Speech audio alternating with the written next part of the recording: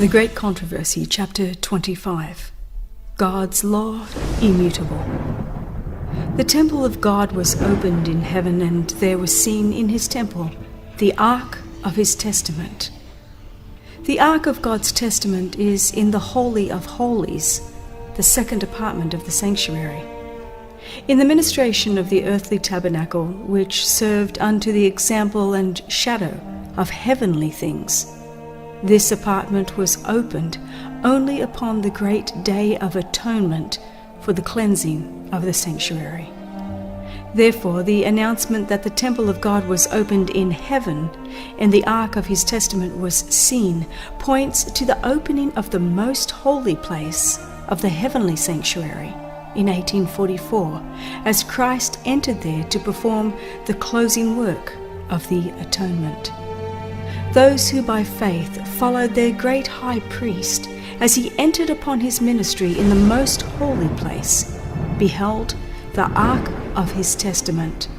As they had studied the subject of the sanctuary, they had come to understand the Saviour's change of ministration, and they saw that he was now officiating before the ark of God, pleading his blood in behalf of sinners.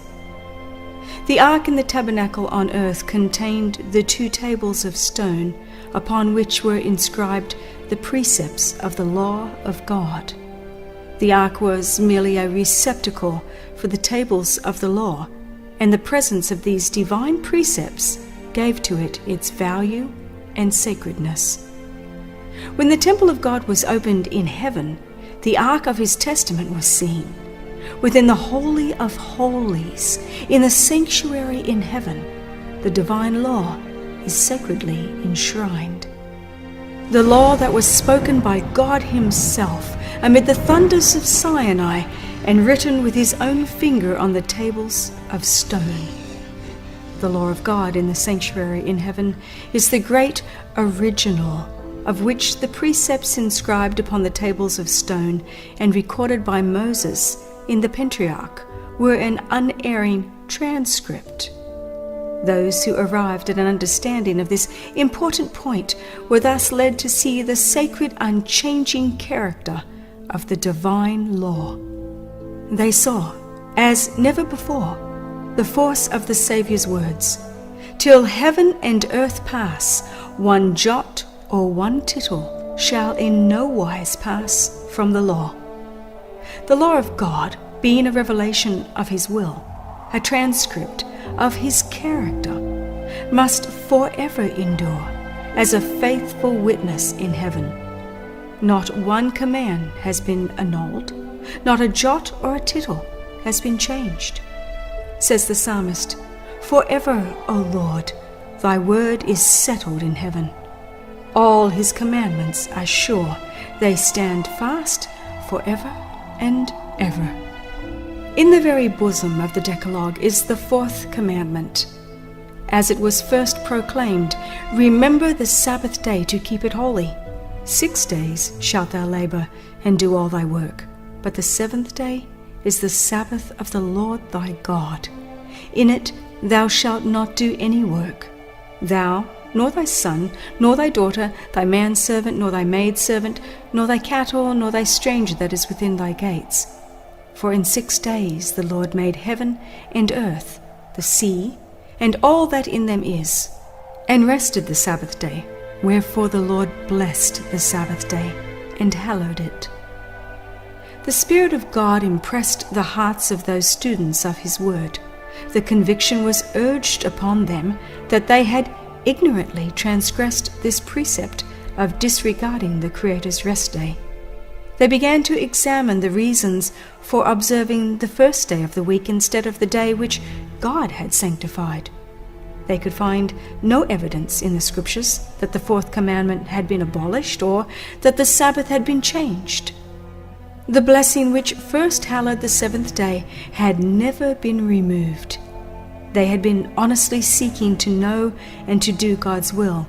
Now, as they saw themselves transgressors of his law, sorrow filled their hearts, and they manifested their loyalty to God by keeping his Sabbath holy.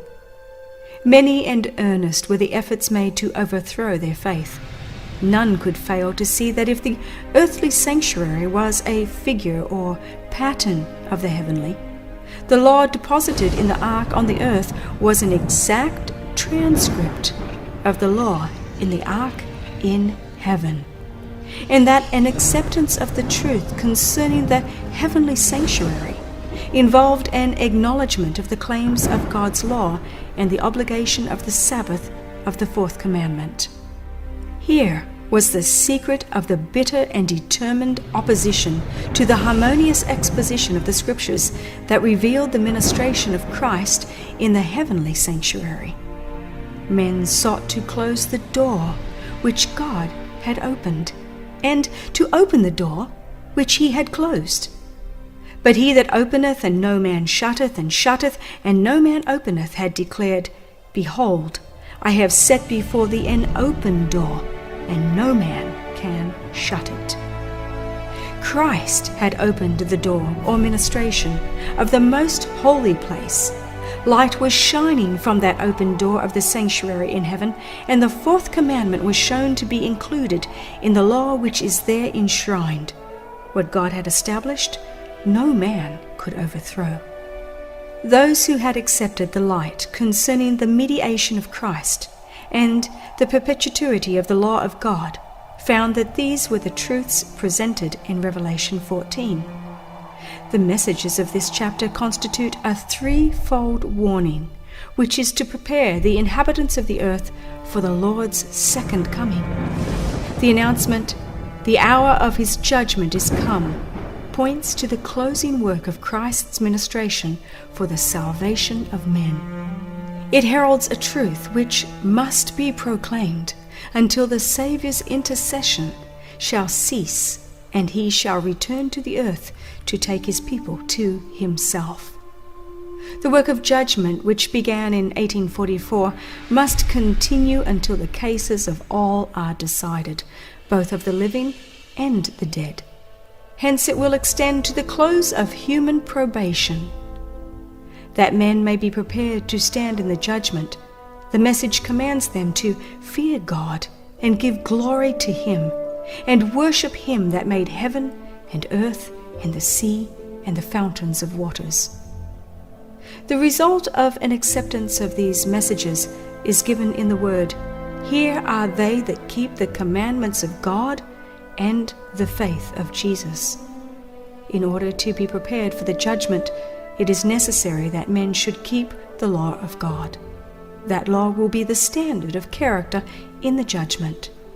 The Apostle Paul declares, As many as have sinned in the law shall be judged by the law. In the day when God shall judge the secret of men by Jesus Christ. And he says that the doers of the law shall be justified. Faith is essential in order to the keeping of the law of God, for without faith it is impossible to please him, and whatsoever is not of faith is sin. By the first angel, men are called upon to fear God and give glory to him, and to worship him as the creator of the heavens and the earth. In order to do this, they must obey his law. Says the wise man, Fear God and keep his commandments, for this is the whole duty of man. Without obedience to his commandments, no worship can be pleasing to God. This is the love of God, that we keep his commandments. He that turneth away his ear from hearing the law, even his prayer shall be abomination. The duty to worship God is based upon the fact that he is the Creator, and that to him all other beings owe their existence. And wherever in the Bible his claim to reverence and worship above the gods of the heathen is presented, there is cited the evidence of his creative power. All the gods of the nations are idols, but the Lord made the heavens. To whom then will ye liken me? Or shall I be equal? Saith the Holy One. Lift up your eyes on high, and behold who hath created these things. Thus saith the Lord that created the heavens, God himself that formed the earth and made it. I am the Lord, and there is none else. Says the psalmist, "Know ye that the Lord, he is God. It is he that hath made us, and not we ourselves." Oh, come, let us worship and bow down. Let us kneel before the Lord our Maker. And the holy beings who worship God in heaven state as the reason why their homage is due to him, "Thou art worthy, O Lord, to receive glory and honor and power, for thou hast created all things." In Revelation 14, men are called upon to worship the Creator, and the prophecy brings to view a class that, as the result of the threefold message, are keeping the commandments of God. One of these commandments points directly to God as the Creator. The fourth precept declares, "The seventh day is the Sabbath of the Lord thy God. For in 6 days the Lord made heaven and earth, the sea, and all that in them is, and rested the seventh day. Wherefore the Lord blessed the Sabbath day, and hallowed it." Concerning the Sabbath, the Lord says further that it is a sign, that ye may know that I am the Lord your God. And the reason given is, "For in 6 days the Lord made heaven and earth, and on the seventh day he rested and was refreshed." The importance of the Sabbath as the memorial of creation is that it keeps ever present the true reason why worship is due to God, because he is the Creator, and we are his creatures. The Sabbath, therefore, lies at the very foundation of divine worship, for it teaches this great truth in the most impressive manner, and no other institution does this. The true ground of divine worship, not of that on the seventh day merely, but of all worship, is found in the distinction between the Creator and his creatures. This great fact can never become obsolete and must never be forgotten. It was to keep this truth ever before the minds of men that God instituted the Sabbath in Eden. And so long as the fact that he is our Creator continues to be a reason why we should worship him, so long the Sabbath will continue as its sign and memorial. Had the Sabbath been universally kept, man's thoughts and affections would have been led to the Creator as the object of reverence and worship, and there would never have been an idolater, an atheist, or an infidel. The keeping of the Sabbath is a sign of loyalty to the true God, him that made heaven and earth and the sea and the fountains of waters. It follows that the message which commands men to worship God and keep his commandments will especially call upon them to keep the fourth commandment. In contrast to those who keep the commandments of God and have the faith of Jesus, the third angel points to another class against whose errors a solemn and fearful warning is uttered. "If any man worship the beast and his image, and receive his mark in his forehead or in his hand, the same shall drink of the wine of the wrath of God." A correct interpretation of the symbols employed is necessary to an understanding of this message. What is represented by the beast, the image, the mark? The line of prophecy in which these symbols are found begins with Revelation 12, with the dragon that sought to destroy Christ at his birth. The dragon is said to be Satan. He it was that moved upon Herod to put the Savior to death, but the chief agent of Satan in making war upon Christ and his people during the first centuries of the Christian era was the Roman Empire, in which paganism was the prevailing religion. Thus, while the dragon primarily represents Satan, it is, in a secondary sense, a symbol of pagan Rome. In chapter 13, verses 1 through 10, is described another beast, like unto a leopard, to which the dragon gave his power and his seat and great authority. This symbol, as most Protestants have believed, represents the papacy, which succeeded to the power and seat and authority once held by the ancient Roman Empire. Of the leopard-like beast, it is declared, there was given unto him a mouth speaking great things and blasphemies. And he opened his mouth in blasphemy against God, to blaspheme his name and his tabernacle, and them that dwell in heaven. And it was given unto him to make war with the saints, and to overcome them, and power was given him over all kindreds and tongues and nations. This prophecy, which is nearly identical with the description of the little horn of Daniel 7, unquestionably points to the papacy. Power was given unto him to continue 42 months, and, says the prophet, I saw one of his heads as it were wounded to death. And again, he that leadeth into captivity shall go into captivity. He that killeth with the sword must be killed with the sword. The 42 months are the same as the time and times and the dividing of time, 3 years and a half, or 1260 days of Daniel 7. The time during which the papal power was to oppress God's people. This period, as stated in preceding chapters, began with the supremacy of the papacy in AD 538 and terminated in 1798. At that time, the Pope was made captive by the French army. The papal power received its deadly wound, and the prediction was fulfilled.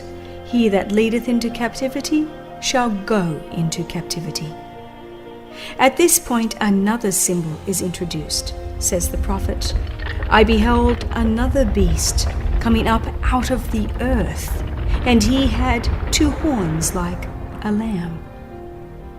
Both the appearance of this beast and the manner of its rise indicate that the nation which it represents is unlike those presented under the preceding symbols. The great kingdoms that have ruled the world were presented to the prophet Daniel as beasts of prey, rising when the 4 winds of heaven strove upon the great sea.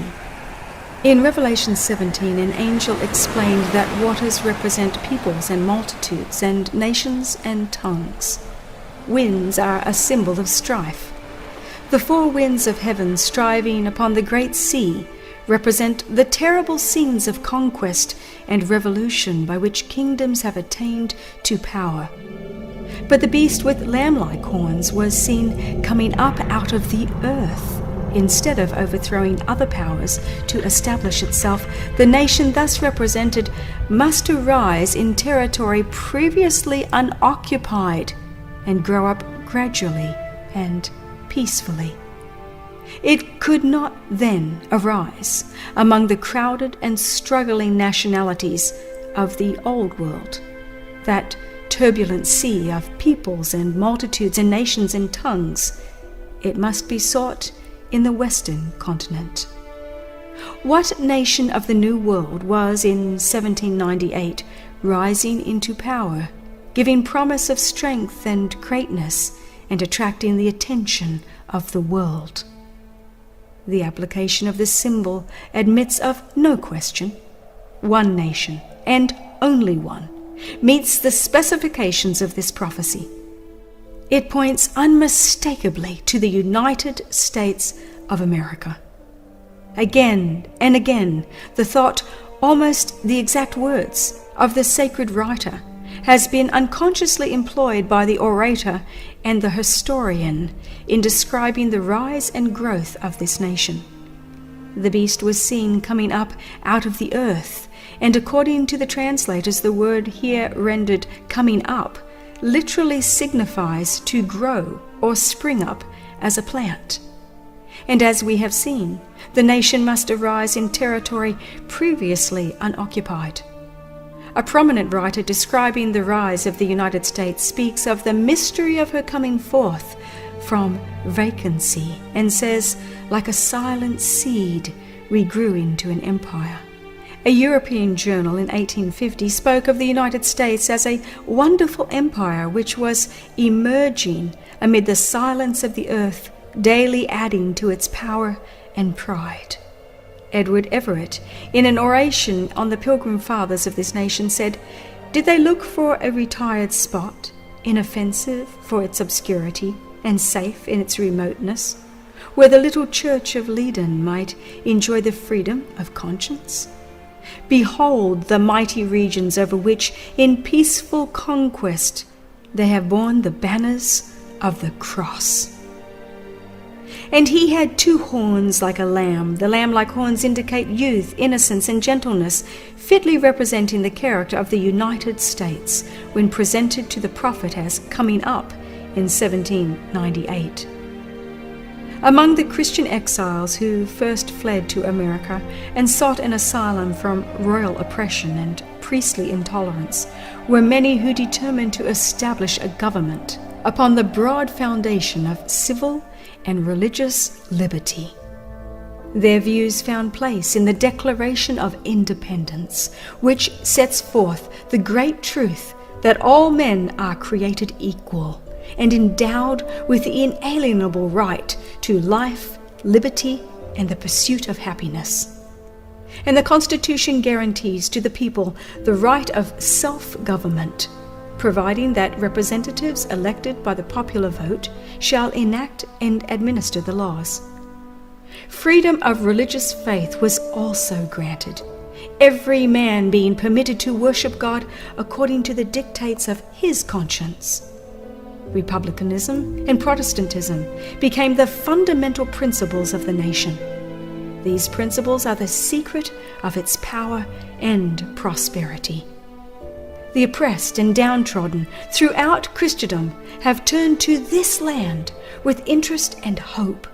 Millions have sought its shores, and the United States has risen to a place among the most powerful nations of the earth. But the beast with lamb-like horns spake as a dragon, and he exerciseth all the power of the first beast before him, and causeth the earth and them which dwell therein to worship the first beast, whose deadly wound was healed, saying to them that dwell on the earth that they should make an image to the beast, which had the wound by a sword, and did live. The lamb-like horns and dragon voice of the symbol point to a striking contradiction between the profession and the practice of the nation thus represented. The speaking of the nation is the action of its legislative and judicial authorities. By such action, it will give the lie to those liberal and peaceful principles which it has put forth as the foundation of its policy. The prediction that it will speak as a dragon and exercise all the power of the first beast plainly foretells a development of the spirit of intolerance and persecution that was manifested by the nations represented by the dragon and the leopard-like beast. And the statement that the beast with 2 horns causeth the earth and them which dwell therein to worship the first beast indicates that the authority of this nation is to be exercised in enforcing some observance which shall be an act of homage to the papacy. Such action would be directly contrary to the principles of this government, to the genius of its free institutions, to the direct and solemn avowals of the Declaration of Independence, and to the Constitution. The founders of the nation wisely sought to guard against the employment of secular power on the part of the Church, with its inevitable result, intolerance and persecution. The Constitution provides that Congress shall make no law respecting an establishment of religion or prohibiting the free exercise thereof, and that no religious test shall ever be required as a qualification to any office of public trust under the United States. Only in flagrant violation of these safeguards to the nation's liberty can any religious observance be enforced by civil authority. But the inconsistency of such action is no greater than is represented in the symbol.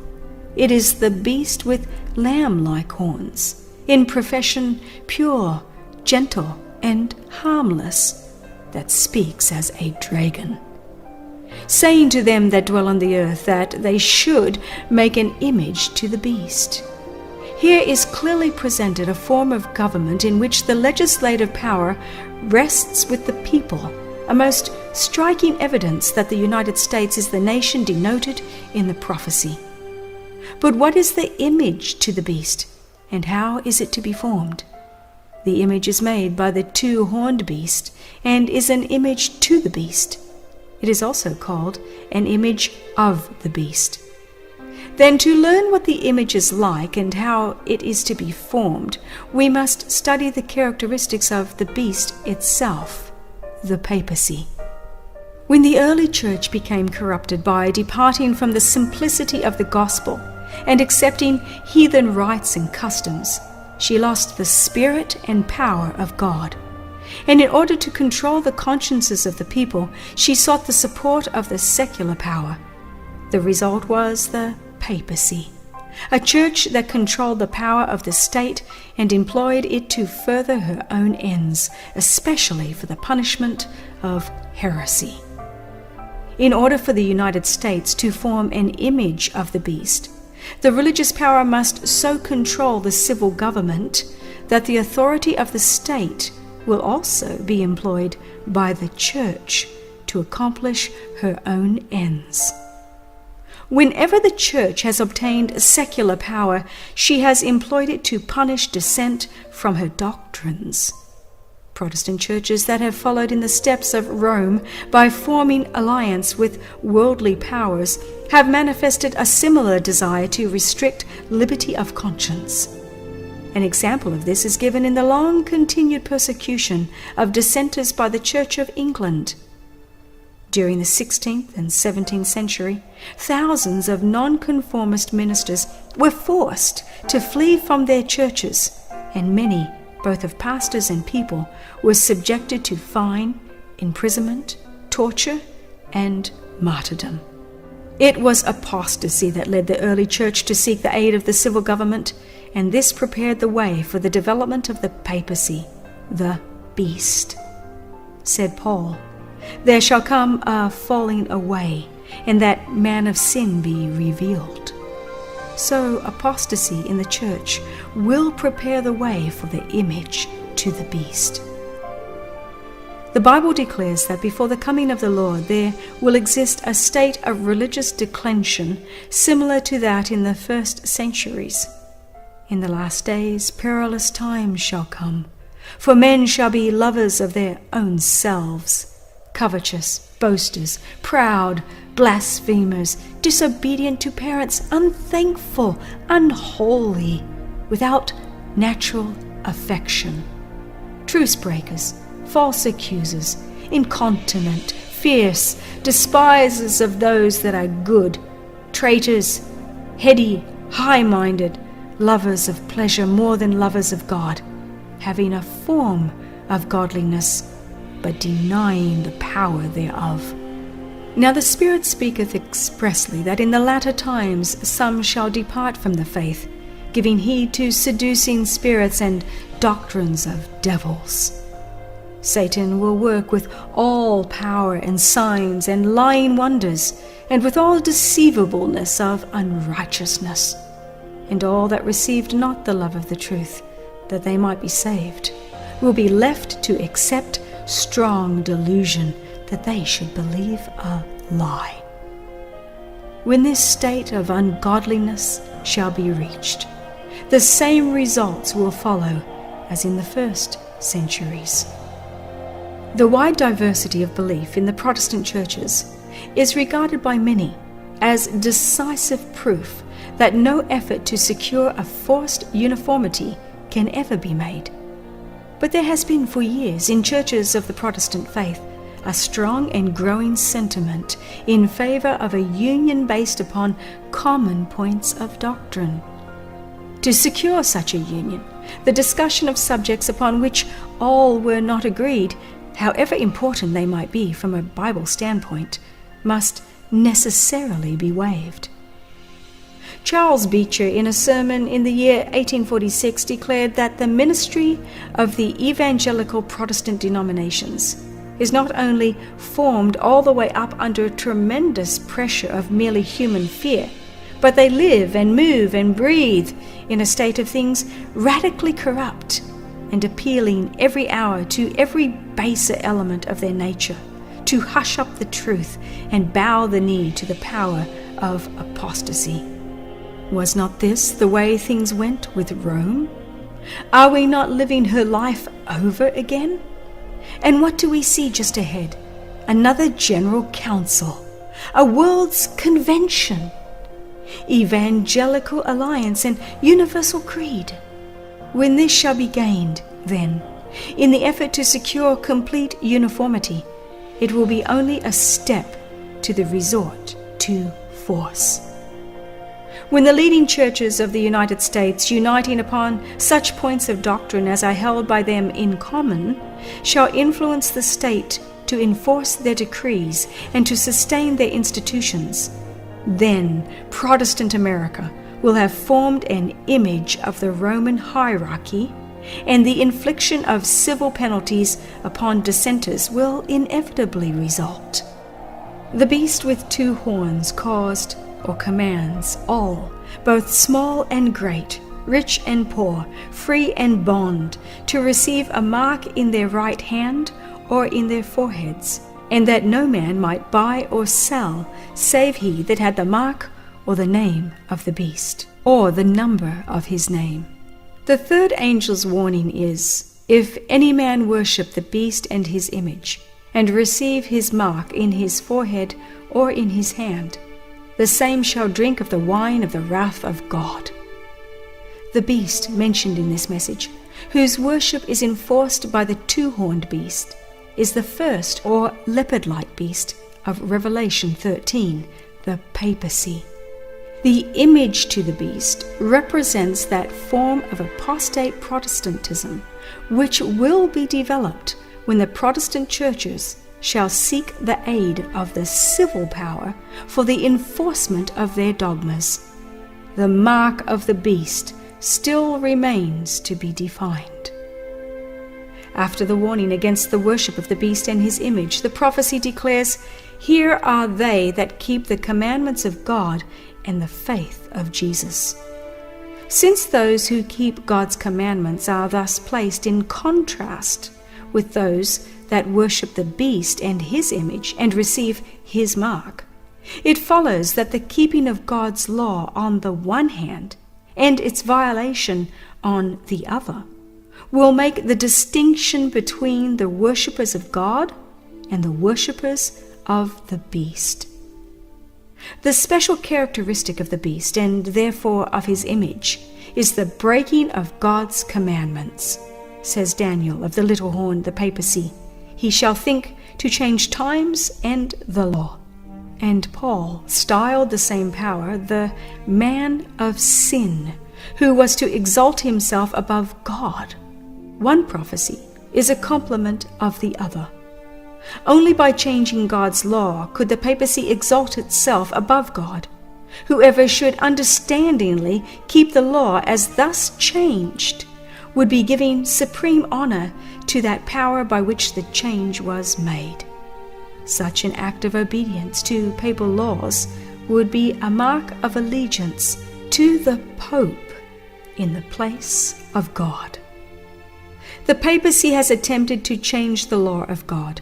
The second commandment forbidding image worship has been dropped from the law, and the fourth commandment has been so changed as to authorize the observance of the first instead of the seventh day as the Sabbath. But papists urge as a reason for omitting the second commandment that it is unnecessary being included in the first, and that they are giving the law exactly as God designed it to be understood. This cannot be the change foretold by the prophet. An intentional, deliberate change is presented. He shall think to change the times and the law. The change in the fourth commandment exactly fulfills the prophecy. For this, the only authority claimed is that of the church. Here, the papal power openly sets itself above God. While the worshippers of God will be especially distinguished by their regard for the fourth commandment, since this is the sign of his creative power and the witness to his claim upon man's reverence and homage. The worshippers of the beast will be distinguished by their efforts to tear down the Creator's memorial, to exalt the institution of Rome. It was in behalf of the Sunday that Popery first asserted its arrogant claims. And its first resort to the power of the state was to compel the observance of Sunday as the Lord's Day. But the Bible points to the seventh day and not to the first as the Lord's Day. Said Christ, "The Son of Man is Lord also of the Sabbath." The fourth commandment declares the seventh day is the Sabbath of the Lord. And by the prophet Isaiah, the Lord designates it my holy day.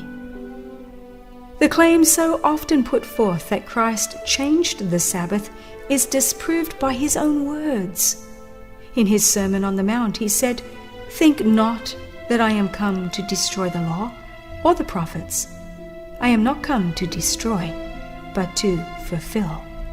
For verily I say unto you, till heaven and earth pass, one jot or one tittle shall in no wise pass from the law, till all be fulfilled. Whosoever therefore shall break one of the least commandments, and shall teach men so, he shall be called the least in the kingdom of heaven. But whosoever shall do and teach them, the same shall be called great in the kingdom of heaven." It is a fact generally admitted by Protestants that the Scriptures gave no authority for the change of the Sabbath. This is plainly stated in publications issued by the American Tract Society and the American Sunday School Union. One of these works acknowledges the complete silence of the New Testament so far as any explicit command for the Sabbath, Sunday the first day of the week, or definite rules for its observance are concerned.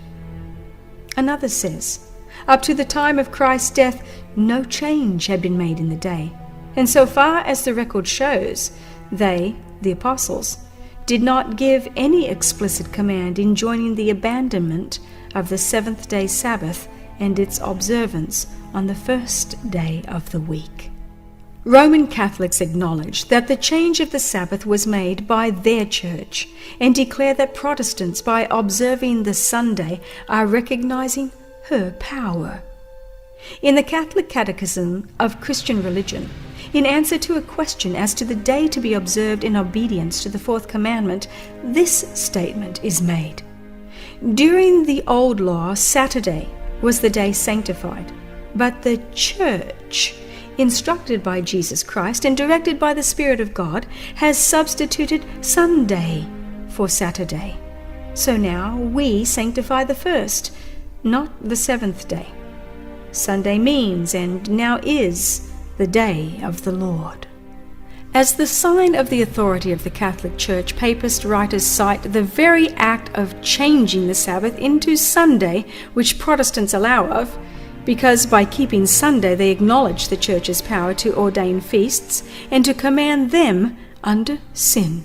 What then is the change of the Sabbath but the sign or mark of the authority of the Roman Church, the mark of the beast?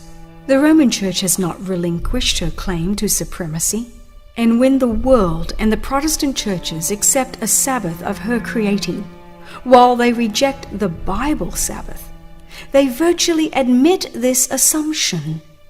They may claim the authority of tradition and of the fathers for the change, but in so doing they ignore the very principle which separates them from Rome, that the Bible and the Bible only is the religion of Protestants.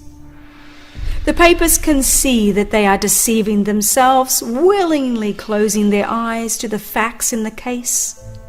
As the movement for Sunday enforcement gains favor, he rejoices, feeling assured that it will eventually bring the whole Protestant world under the banner of Rome. Romanists declare that the observance of Sunday by the Protestants is an homage they pay, in spite of themselves, to the authority of the Catholic Church. The enforcement of Sunday keeping on the part of Protestant churches is an enforcement of the worship of the papacy, of the beast. Those who, understanding the claims of the fourth commandment, choose to observe the false instead of the true Sabbath, are thereby paying homage to that power by which alone it is commanded. But in the very act of enforcing a religious duty by secular power, the churches would themselves form an image to the beast. Hence, the enforcement of Sunday keeping in the United States would be an enforcement of the worship of the beast and his image. But Christians of past generations observed the Sunday, supposing that in so doing they were keeping the Bible Sabbath. And there are now true Christians in every church, not accepting the Roman Catholic communion, who honestly believe that Sunday is the Sabbath of divine appointment. God accepts their sincerity of purpose and their integrity before him. But when Sunday observance shall be enforced by law, and the world shall be enlightened concerning the obligation of the true Sabbath, then whoever shall transgress the command of God to obey a precept which has no higher authority than that of Rome will thereby honor popery above God. He is paying homage to Rome and to the power which enforces the institution ordained by Rome.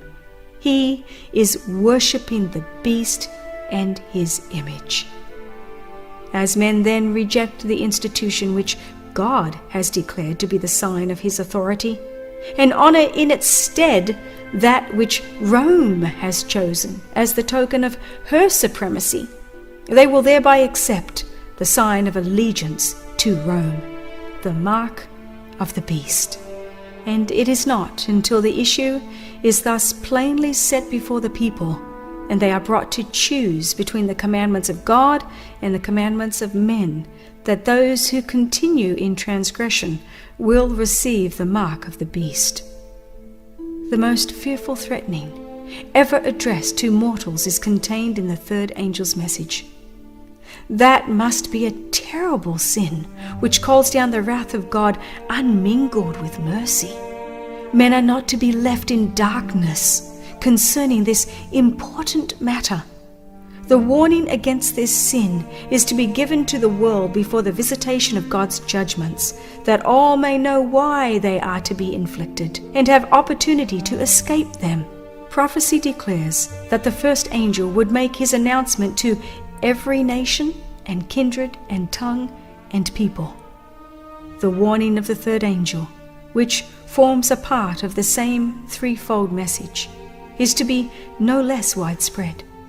It is represented in the prophecy as being proclaimed with a loud voice by an angel flying in the midst of heaven, and it will command the attention of the world. In the issue of the contest, all Christendom will be divided into two great classes: those who keep the commandments of God and the faith of Jesus, and those who worship the beast and his image and receive his mark. Although church and state will unite their power to compel all, both small and great, rich and poor, free and bond, to receive the mark of the beast, yet the people of God will not receive it.